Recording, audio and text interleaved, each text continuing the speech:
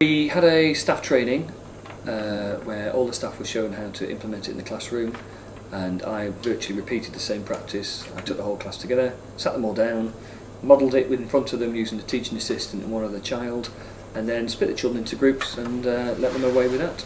Now I just say, there's your 3 reasons for reading, there's the books on the tables, off you go, and it's literally off you go, I'm working with you guys, and I don't have to monitor it, and I don't have the interruptions either, because they tend to work out what they're doing themselves.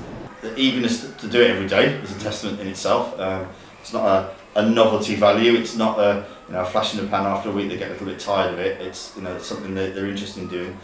Each group has a different book, so they're always looking over their shoulder and wondering which book they're going to have next, so that's nice to have. And actually the context and the range of books that they're able to look at within their level, or they find very interesting, they want to find out a little bit more. There's always the ones who like to kind of just sit back, the very passive children, so they've had to kind of step up and be encouraged to take a more active role even when they're not leading, finding strategies, ways for them to still be engaged. All the children in my set are free school meals, and all of them have really kind of grasped onto it, I think, because it is this new kind of well, something new within school, and because it's something which they can take lead of as well. It has really helped. It's February, the initial assessment. Obviously it's June now, end of June. There's been a marked improvement, and even before I looked at the results and exported all the data, I knew straight away.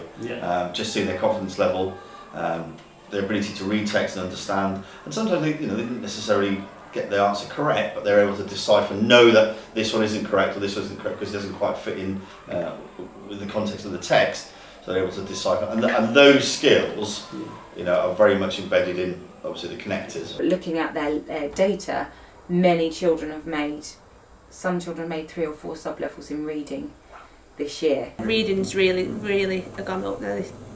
The levels of the children who I started with at the beginning of this year were very much well below the age expected, and the majority of them are now caught up, and I do think that with having this in place, it's helped them, because there are the cross level, and they don't realise that they're working on a different level to, say, somebody else in the classroom. And obviously our reading progress and attainment is continuing to look really good in terms of levels. The level of independent discussion around a text has improved enormously. And actually the Ofsted inspector that saw the lesson in my room, the connectors lesson, she said she'd never seen a book talk where everybody was so engaged, that everybody was on task. She said, the system obviously works really well for the children because everybody was focused, everybody knew what they were doing. As a teacher, it's been a godsend, due to the fact there's very little planning required.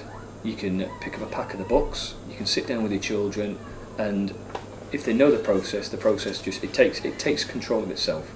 As a teacher, you don't become a teacher, you become a facilitator.